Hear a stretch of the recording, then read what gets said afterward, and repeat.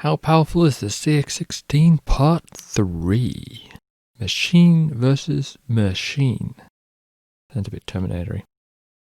The topics. Sadly, we have Errata from video 2. I'm going to talk about audio, we're going to do a benchmark, and then I'm going to go for machine versus machine blow by blow. You may remember this slide if you've seen video 2. If not, go check out video 2, but watch the next slide first, so when you watch video 2, you know what I'm talking about. Here, I say that the VGA card has a depth of 16-bit. This is wrong. And unlike the 68,000 case where I was reading something, I know it is wrong. It is 18 bits. And somehow I must have typed 16 because she types 16 far more often, and 18 is a bit weird, and I just didn't notice. But I know it is 18-bit. I have suffered those 18 bits. They're awkward. They're horrible. I hate them. But moving on. Yeah. Okay, so, audio. Trying to arbitrarily decide one has better audio is impossible, shall we say. For example, you'd go and find people that tell you a record player made in the 1930s sounds better than DVD audio. You just can't argue. There's just people love or hate every single little cheap feature. There are people who like Game Boy music, for example. But, and I know I'm probably going to take a lot of fire for this, but history has shown samples are better. Which places the SNES on top. It is king. It has 8 stereo BBR channels with a DSP on the end, so it plays samples. It has 64K of additional audio-only RAM, and it has a 1 MHz enhanced 6502 to drive it. Secondarily, we have an interesting case. On one hand, there's PCM, and on the other hand, there's wavetable. And wavetable's kind of sample, but not actually sample, but you can get sample type things. And so I'm gonna say 6 wavetables for the TG16 is better than the 4 PCM of the ECS. I had a list, and I think the TG16, but then with the TG16 it's so hard to tell if you're getting something pure, or it's the CD-ROM expansion, or the Arcade 2 expansion, or the ADC-PM. The TG16 is a bit of a mess. Everyone hates on Sega for its stupid upgrades and upgrades. Go look at NEC, it's ridiculous. But ultimately, I do think the TG16 just edges out over an ECS. But the ECS kind of has a co-processor. It doesn't really have a co-processor, but it kind of has one. In that Paula will say, oh, I need data, and she'll just go and DMA it to herself. She doesn't need to be constantly fed or interrupt the CPU. She's kind of autonomous in that way. So that's SNES, TG16, ECS, which leaves us with the last two. Although at this point, it should be pointed out, I conveniently don't have anything from the IBM range, because honestly, what have you got in there? You could have a PC speaker, which is 1 bit, and it's absolutely dead last, no questions asked. Or you could have a board that has 5 PCI slots, and you have 5 Creative X-Fi cards, at which point you slaughter. So I'm just sticking to fixed things. At which point, we get now down to the FM and PSG area of the table, and, well, frankly, more channels helps. So the CX16 with 8 FM, 22 PSG, which is frankly ludicrous, and 1 frankly ludicrously spec'd PCM wins, versus the 6 FM and 3 PSG of the MegaDrive, and obviously it has no sample capacity. Add a Mega CD on the other hand, and then yeah, all bets are off. Although it should be pointed out the MegaDrive does have a 3.58 MHz Z80 coprocessor with 8K of audio RAM. The CX16 still wins though. Let me just go check the flame proofs to make sure they're still fully installed and holding. They look okay, good. The benchmark. I'll just talk over this while it plays. It goes for a little while. So in the year 2000, at SNES, which is a demo party if you don't know, Oxygen made this demo. And then it sort of instantly has somewhat taken over again. It's come back into vogue, and it's become a benchmark of sorts. Now, to be 100% clear, if you are not familiar with this demo, this is not doing any 3D maths, 3D transformations. It is a 680k odd vertex stream. So we're doing pure 2D inside a polygon rasterization. That is it. And when we get to the other versions, you'll see how this kind of compares to what you could expect for 3D performance. You can see it's glitchy. I originally wrote it to work on 256 color mode, and then I wonder if 16 color is going to be faster or not, and I bought it at 16 color, and it's glitching all over the place. But honestly, I'm done with it. I can't be bothered to stand and watch this thing for another turn. And I don't think it's really going to affect the performance. But at 16 color was significantly faster than 256 colors. Some of the glitches are just in the data stream. You can go and try and debug it, but it's like, hey, this polygon's rendered the wrong way. And then some, I have absolutely, positively no idea where it comes from. It's also worth noting that we have no music. The other versions do have music. We do not have music in this version.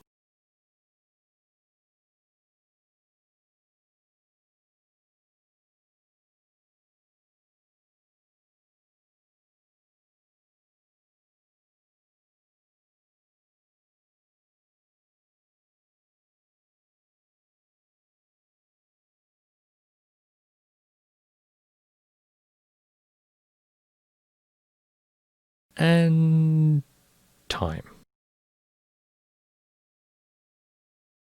So, how did it do? The MegaDrive by Titan, not the other version, not the cheaty version, the true version, pulls it off in an impressive 1 minute and 1 second. Uses the original dataset and plays music. It does this in 1.85 megabytes of ROM, 64K of RAM, 64K of VRAM, and 8K of ARAM. It's worth noting that the original resolution is 256 wide by 200 high. In OCS or ECS Amiga, I don't think it really matters in this particular case. I mean, someone just sat down and just bashed it out 1 minute 44 and 10 and said, done. And you'll understand why in a moment. And they use the original dataset, and they play music, and they require a 1 megabyte Amiga, obviously to hold 640k data. The SNES, and I'm pretty sure it's with an SFX2 or GSU2, because frankly, why wouldn't you use the 2? Does it in about 1 minute 47, it uses the original dataset, and it plays music. 2.74 megabytes of ROM, 120k of RAM, 64k of VRAM, and 64k of ARAM. A stock SNES does it in about 2 minutes 29. Although it's worth noting we had to scale it down to 128 by 113 due to limits of mode 7, but we do play music. And we do it with a 1 megabyte ROM with 120k of RAM, 64k of VRAM, and 64k of ARAM. The CX16 comes in at about 2 minutes 32. I had to modify the data to break them to 8k chunks, not 64k chunks, and we have no music playing. And it requires 2 megabytes plus the extra 40k you normally get and 120k of VRAM. And for funsies, the original STE version at 3 minutes 32, which obviously is the original version, so it uses original data, and it plays music. Lots of heavy samples really slow it down. The STF version is actually considerably faster, and it requires a 1 megabyte ST. Additional notes with this, because it's 256 wide, really saves you some time in the CX16. If it was 320 wide, this graph would look very different. But again, so everything, we put this into like, wow, we're going to have 3D games, it's good. No. You can see a SuperVexus 2 chip does it in a minute 47, but if you go and play Star Fox, it's nowhere near as denser polygons, doesn't fill the screen as much, and has nowhere near the frame rate. That's just sort of to give you the general idea. It's not really an indicator of 3D games at all. Onto machine versus machine. The TG16. It doesn't really have much extra. The CPU does all its memory mapping. It's built into the CPU, has special commands for it. There's a few extra instructions. SX, Y, S, AX, and SA. These actually swap the registers as opposed to transfer, which copies from one to the other. This will actually swap X and Y. It has CLX and CLY, which is loads X with 0 and loads Y with 0. Saves a byte, I guess. But the big, stupendous addition is the T flag. The T flag says when you perform the next accumulator operation, like add, subtract, shift, etc., do it on the 0 page register that I point to in X. And it doesn't modify the accumulator. So effectively, it turns your entire 0 page into a usable accumulator. Which is madness. And it could, in certain cases, really boost your speed. And it has some block transfers, much like the MVN commands from the 65816. So how does it stack up? The CX16 has a bit more CPU, 8 MHz versus 7. The CX16 does have that T register, which is going to be fantastic, and in certain points it's going to scream. But on the general and on the whole, an extra megahertz is not to be sniffed at, and it is not a small thing. I mean, it's a whole Commodore 64 faster. But the CX16 does have 2 planes, very nice, has better color, but it has less colors. I mean, that's going to depend on what you're trying to do. It's going to come down very much to the style, but I think more colors on the screen probably helps. The CX16 has, I'm going to be generous and say different sound. You know, when you're doing wavetables, you know, it only has 6, but you want to do chords and things, you can kind of fake it, whereas you have a lot more in the PSG. You're probably going to get a bit richer sound on the CX16, just due to the sheer number. But, I mean, for sound effects and drum lines and beats, the TG16, is, you know, it's a wavetable, you can't argue with it. But basically, ultimately, the CX16 is probably going to outdo the PC Engine, on the whole. Until you start adding the PC Engine CD-ROM attachments and the Super Graphics 2s and the arcade boards, and then the TG16 just starts getting a bit stupid. Yeah, it gets 2 megabytes of RAM and a CD-ROM drive, for example. The MegaDrive. The MegaDrive adds carts, which are very handy. Instant banking, full flat memory, no load times, instant on. And it has a Z80 coprocessor, which, you know, that is having a whole extra spectrum just sitting there doing nothing, waiting to be used. Sure, it's, you know, it's meant to play music, but you can make it do any other stuff while it's not playing music. And it has the fabled blast processing DMA engine. So how does it stack up? Well, it has more CPU power, lots more CPU power. You've noticed the SD nick time. When you get something aligned with it, it pulls. You have more ROM storage and you have flat memory. That is gold dust. It has the DMA engine. 616 doesn't. It has worse color and it has less sprites. But it has more flexible layer options. It has worse sound. Gonna get murdered for that one. So the CX16 is a more colorful but less complex MegaDrive with better audio. I mean, you won't have to debug a CX16 with an oscilloscope. Always a benefit. SNES. The SP700 is a 1 MHz enhanced 6502 with 16-bit mass and a mul and div instruction with a parallel 32-bit bidirectional interface. It's probably spent its entire life wasted on doing nothing but audio, but that's some serious power.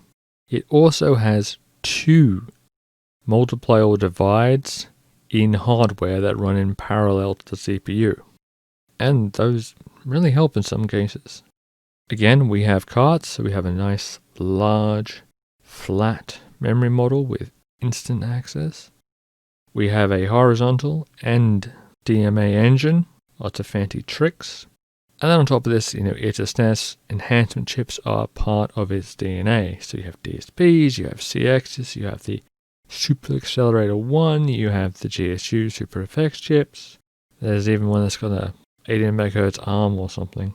Another thing, like a little detail I didn't mention earlier, but it actually has 4 ports. Because although it has 64K of VRAM, the palette memory, CG RAM, doesn't live in that 64K, unlike the CX16. The object attribute memory, OAM, also doesn't live in that 64K. So you have a different port to VRAM, a different port to CG RAM, and a different port to object memory. And it also gives you ports into its working memory, the 128K. Sounds minor, but this means you can, if you're in an interrupt or you want to do a HDMA push to modify some palettes, you don't have to worry about that kicking in and trashing some of your other ports. It doesn't have to save or restore the ports because you set it up to just write to your palette, for example. And having a fast port access to normal memory is quite handy in some cases as well. But how does it stack up? I mean, even with the SPC 700, you still have less CPU. Although you can add an SA1 and it will just absolutely, utterly destroy the CX16 with CPU. The SNES has more RAM-ROM, it has much better graphics, it has more flexible modes, and much more advanced rendering options. The SNES has better audio, samples wins, and it has a dedicated coprocessor with dedicated RAM.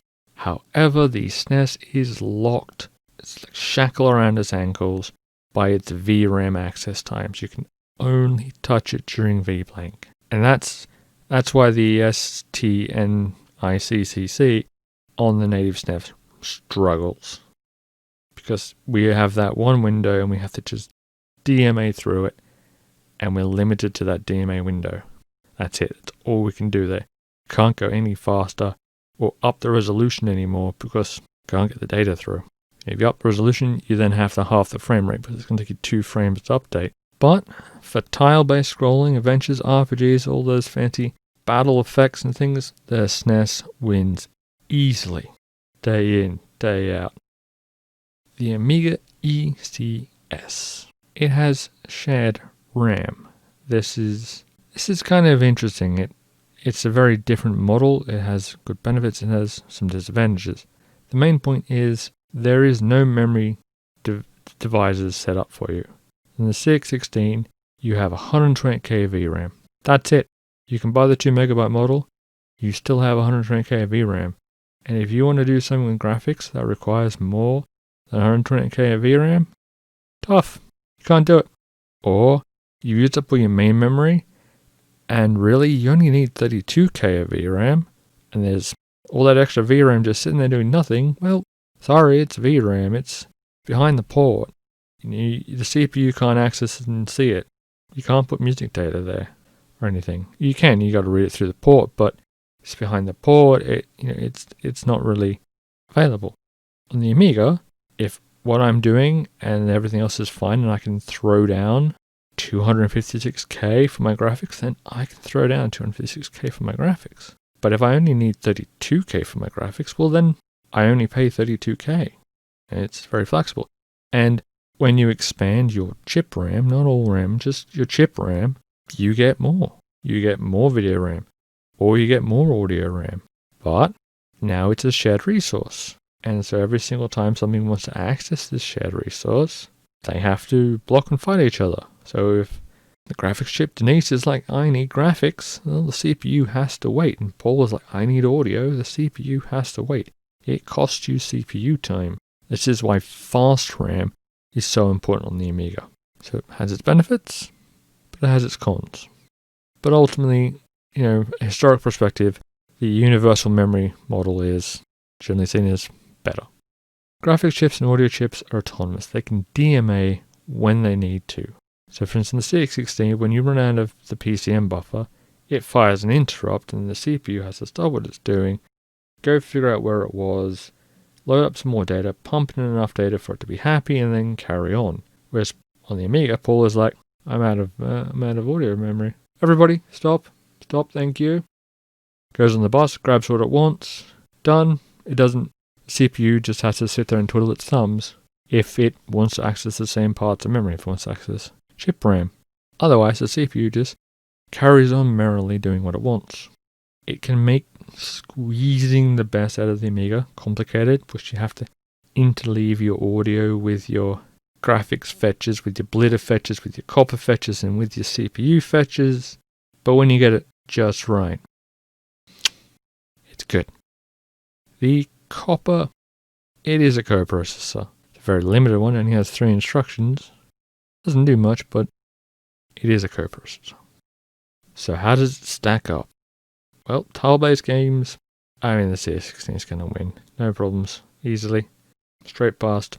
No one's going to notice. Bitmap games, well, ECS is going to slaughter there.